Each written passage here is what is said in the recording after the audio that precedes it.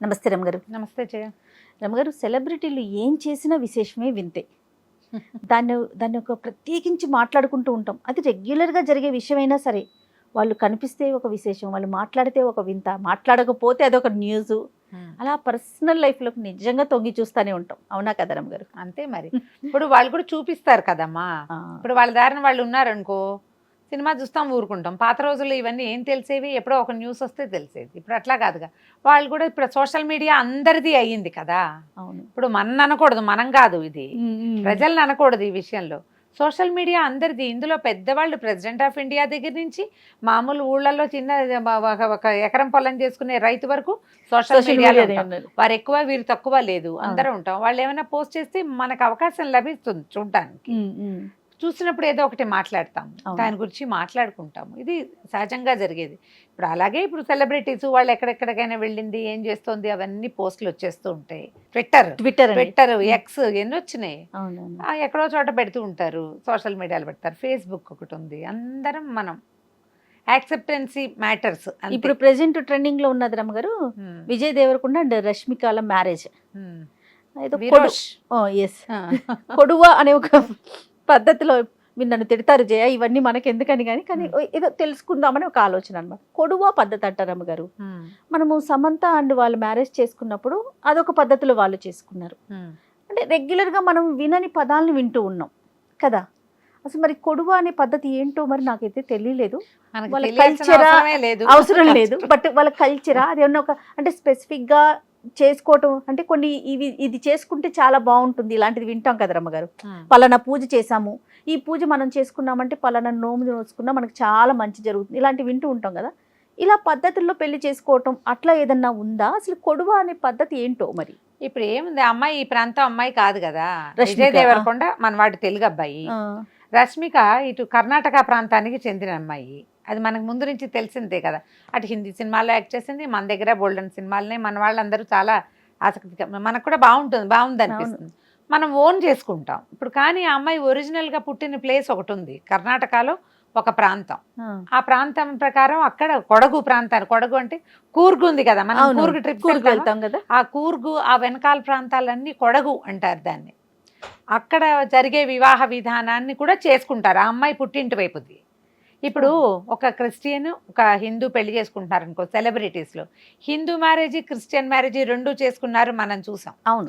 ఒక్కొక్కళ్ళు అయితే ఆవిడ ఫారా ఖాన్ బాలీవుడ్ డైరెక్టర్స్, తర్వాత ఆవిడ డాన్స్ డైరెక్టర్, కొరియోగ్రాఫర్. అవును. ఆ అమ్మాయి నేను 3 రకాల వివాహాలు చేసుకున్నానని చెప్పారు. నాకు ఫారా చాలా ఇష్టం. అవునవును. నేను మామూలుగా సోషల్ మీడియాలో కూడా తను ఫాలో అవుతాను నేను. ఆ అమ్మాయి నేను హిందూ వివాహం చేసుకున్నాను, ముస్లిం వివాహం చేసుకున్నాను, ఇంకోటి ఏదో కోర్ట్ మ్యారేజ్ లాంటిది, ఆర్య సమాజ్ లాంటిది, అలాంటిది కూడా చేసుకున్నాను అని చెప్పి. ఓకే.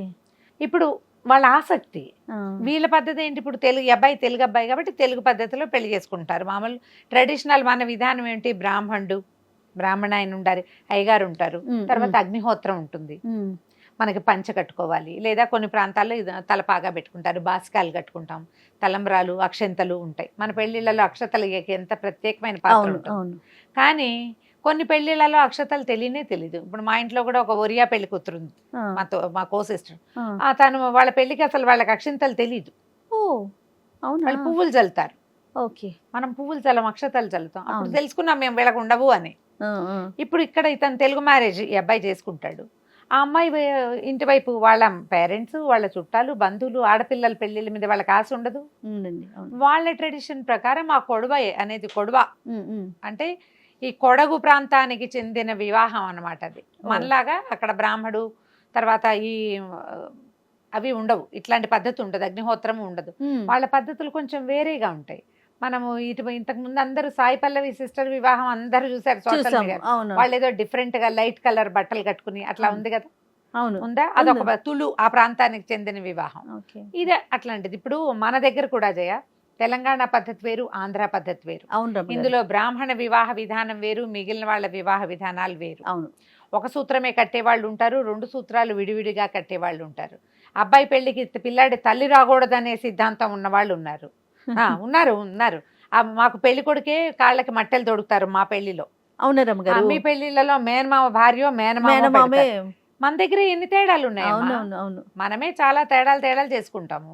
తర్వాత అమ్మాయి ఇంట్లోనే పెళ్ళవుతుంది మా ఇళ్లలో, అబ్బాయి ఇళ్లలో పెళ్ళవుతుంది ఉత్తరాంధ్రలో. అవును అబ్బాయి ఇంట్లోనే చేస్తారు. మా వైపు కూడా మగపిల్లల ఇళ్లలో పెళ్లిళ్ళు చేసే విధానం కనపడుతుంది. అబ్బాయి ఇంట్లోనే అవుతుంది. అదే అదే కమ్యూనిటీని బట్టి ఉన్నాయి ఆచారాలు. కమ్యూనిటీ ఒకటి, కమ్యూనిటీ కులాచారము, తర్వాత ప్రాంతాన్ని బట్టి దేశాచారము అంటారు దాన్ని. మన ప్రాంతాన్ని బట్టి మన వివాహ విధానం ఉంటుంది. అస్సలు వెజిటేరియన్, పూర్తిగా వెజిటేరియనే ఉండే పెళ్ళిళ్ళు ఉంటాయి. నాన్ వెజ్ పెట్టకపోతే పెళ్ళే కాదనుకునే వాళ్ళు ఉన్నారు కదా. మనకి మంత్రము, బ్రాహ్మడు, పురోహితుడు, అగ్నిహోత్రం ఉంటాయి కాబట్టి నాన్ వెజ్ పనికిరాదు అని కొంతమంది భావం. నాన్ వెజ్ పెట్టకపోతే పెళ్ళే లేదు కదా. దీంతో పాటుగా మందు చిందు కూడా ఉండాలనే వాళ్ళు ఇంకొంతమంది. వివాహ విధానాలు ఎవరివి వాళ్ళవే కదా. ఇప్పుడు ఇందులో అమ్మాయి వీళ్ళు విజయ్ దేవరకొండ, రష్మిక చేసుకునే వివాహంలో మనమందరం అదేదో బాగుందని పాటించేది కాదు అది. ఆ అమ్మాయి వారి పద్ధతుల్ని వదలకుండా, ఇది నిజంగా మంచి విషయం కదా రమ్మగారు. ఇప్పుడు తినే గాని సాయి పల్లవి సిస్టరే గాని, లేకపోతే క్రిస్టియన్ మెథడ్ లో చేసుకున్న, హిందూ మెథడ్ లో చేసుకున్న, వారి సాంప్రదాయాల్ని వదలకుండా తర్వాత ఫ్యామిలీస్ కూడా సంతోష పెట్టడం. ఆ వైపు కుటుంబాల వాళ్ళందరూ తెలుగు పెళ్లి అయిపోతుందంటే మన అలా చేస్తారా, ఇలా కాదా అనిపిస్తుంది. అవునా, మన పద్ధతి కాదా అనిపిస్తుంది. ఆ కించలేకుండా అది ఇది కూడా చేసుకుంటున్నారు. ఎవరైనా సమంత గారిని చూసాం, భూతశుద్ధి వివాహం చేసుకున్నారు ఆవిడ అక్కడ. ఈషాలో చేసుకుంది. ఈషా ఫాలోవర్స్ చాలా మంది అక్కడ పెళ్లిళ్ళు చేసుకుంటున్నారు. మనకు అప్పుడే తెలిసింది. అవును, అంతకు ముందు కొంతమందికి తెలుసునంటే ట్రూ ఫాలోవర్స్ గా అక్కడికి తిరిగిన వాళ్ళకి తెలుసు. మనకు అప్పుడే తెలుసుకున్నాము. తర్వాత మేము కూడా ఇలాగే చేసుకున్నాం, మేము ఈ పెళ్లి అటెండ్ చేసాం, ఇది జరుగుతాయి ఇక్కడ సహజంగా అని వార్తలను కూడా చూసాం. ఇప్పుడు మనకి అగ్నిహోత్రం పెట్టుకుంటేనే పెళ్లి కాదు, పెళ్లి చాలదు అని అనుకునే వాళ్ళు అది చేసుకున్నాం. ఆర్య సమాజ్ వివాహాలు ఉన్నాయి, అక్కడ ఏం లేదు, చాలా సింపుల్ గా ఉంటుంది. కొన్ని పెళ్లిళ్లలో ఈ మాంగభరణ ఏమంటారు, మన కుంకుమ పాపెట్లో, మన వైపు మనకేం ఉండదు కదా. తమిళ పెళ్లిల్లో కూడా ఇలా చేయబెట్టి అమ్మాయికి బొట్టు పెట్టిస్తారు. మన దగ్గర అసలు బొట్టు పెట్టించే విధానమే ఉండదు. విధానాలు మార్పు, కానీ మన సొంత విధానాన్ని అవలంబించాలన్న ఐడియా బాగుంది. దానికి మనం అమ్మాయిని చాలా మెచ్చుకోవాలి. వాళ్ళ ఫ్యామిలీ వాళ్ళు కూడా యాక్సెప్ట్ చేసుకొని ఒకళ్ళతో ఒకళ్ళు. లవ్ మ్యారేజెస్ లో ఈ యాక్సెప్టెన్సీ ఉండాలి జయ. ఇక్కడ మనం ఒకటి తెలుసుకోవాలి, వాళ్ళ పెళ్లి వ్యవహారము కాదు, ఏ మ్యారేజ్ అయినా. అరేంజ్డ్ మ్యారేజెస్లో సాధారణంగా ఇప్పుడు మన ప్రాంతాల్లో ఎలా ఉంటుంది జయ, అబ్బాయి వాళ్ళు నందంటే నంది, పందంటే పంది, వాళ్ళు ఏదంటే అది, వాళ్ళ కోపం వస్తుంది అని ఎంతసేపు జాగ్రత్తగా ఉండటం, అగ్గగ్గలాడుతూ ఉండటం చూస్తాం మనం. కానీ ఈ యాక్సెప్టెన్సీ ఉంది చూడు, ఇది ప్రతి పెళ్లిలోనూ కావాలి కదా. వాళ్ళకి నచ్చింది ఉండాలి, వీళ్ళకి నచ్చింది ఉండాలి. ఒకళ్ళదే రాజ్యంగా ఉండకూడదు అసలు. మనం ఈ విమెన్స్ డే సందర్భంగానే వీళ్ళ పెళ్లి ఇది కూడా వచ్చింది, ఉమెన్స్ డేకి అటు ఇటుగా. కాబట్టి ఆడపిల్లలు ఏమిటంటే ఆలోచించుకుని వాళ్ళు చేసినప్పుడు మనం ఎందుకు చేసుకోకూడదు అట్లా. నేను ఎంకరేజ్ చేస్తాను మీరు ఆడపిల్లలందరినీ. మరి కాదా, చేయొద్దు, చేయాల్సిందే కదా. మీవి వేరు ట్రెడిషన్లు అయితే రెండింటినీ కలిపి ఒకే ట్రెడిషన్ గానో, లేదా రెండు ట్రెడిషన్లు చేసుకునో, ఆటే ఖర్చు పెట్టే అవకాశం లేకపోతే సింపుల్గా అయినా సరే మీ ట్రెడిషన్స్ని ముందుకు తీసుకెళ్ళండి. ఒకళ్ళ ట్రెడిషన్ని రెండో వాళ్ళు యాక్సెప్ట్ చేయండి. వీళ్ళని చూసి వాళ్ళలాగా గ్రాండ్గా చేసుకోవటం కాదు. వాళ్ళకి అవకాశం ఉంది, భగవంతుడు వాళ్ళకి ఇచ్చాడు, అన్ని రకాలుగా గ్రాండ్గా చేసుకుంటున్నారు. కానీ మనకి భగవంతుడు మనకేమి ఇచ్చాడు, ప్రతి వాళ్ళకి ట్రెడిషన్ ఇచ్చాడు. సో మన ట్రెడిషన్ని మనం తప్పకుండా ఆడమగా కూడా పాటించాలి, కనీసం పెళ్ళప్పుడు. తర్వాత అబ్బాయి ట్రెడిషన్నే మనం ముందుకు తీసుకెళ్తారు ఆడపిల్లలు. అవునండి, అది బాగానే ఉంది. మాదే తీసుకెళ్తాన్ని పుట్టింటివి తీసుకురాకూడదు, అలా కాదు, ఇలా చేయాలి. ఆలోచించండి. ఈ వివాహ విధానం బాగుంది కదా, చాలా బాగుంది. కాకపోతే రేపు ఎట్లా చేస్తారు, ఏం చేస్తారు, అన్ని ఫోటోలు వస్తాయి, వీడియోలు వస్తాయి, చూద్దాం మనం అందరం కూడా. ఆ పద్ధతి కూడా మనం తెలుసుకోవచ్చు. అదే. నమస్తే రమ్మగారు. నమస్తే G. And for more videos, please subscribe to iDream. Please subscribe to iDream. Please subscribe iDream. And please subscribe to iDream. For more videos, subscribe to iDream. please like, share and subscribe to the channel. Congratulations, iDream. Subscribe to iDream. Subscribe to iDream. So subscribe to iDream Media. iDream ki iDream team andarki huge congratulations. Please subscribe iDream Media. Please subscribe to iDream.